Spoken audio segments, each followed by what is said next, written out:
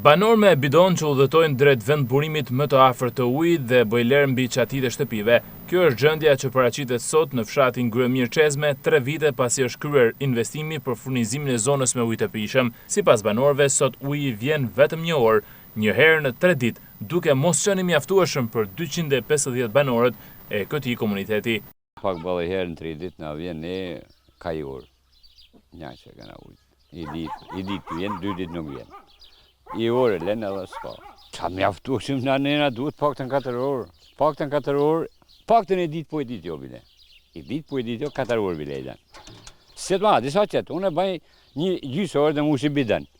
20 litrës, e Allah njash mjaftën. Por zotë me kufizim e këna tyshë se ka ardhë, po fillimisht këna pas, na lesh një ka 4 orë, 5 orë.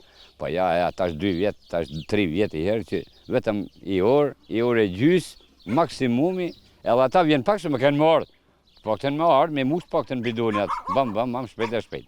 Këna uj pak për dhe. Po problem këna bolë, bësa. Për ujtë pishëm e për gjithë jo. A ju vjen i herë ujtë pishëm do? Po në vjen, i herë në 3-4 ditë. Gjatë verës, shkone me kaj muj.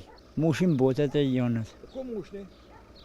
Në përpusa ku të kenë. Jo, me ardhë, vjen. Po vjen me orarë. Ashtë i mjaftueshëm për ju ashtu? Ja. Nuk është.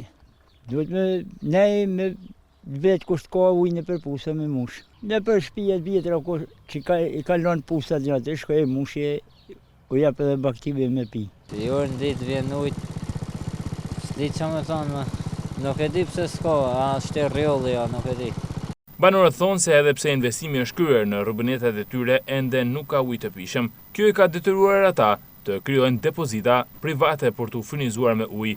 Edhe pse jetojnë vetëm 4 kilometër larg qendrës së qytetit të Koplikut, sot në vitin 2026, banorët detyrohen të mbushin ujë me bidon.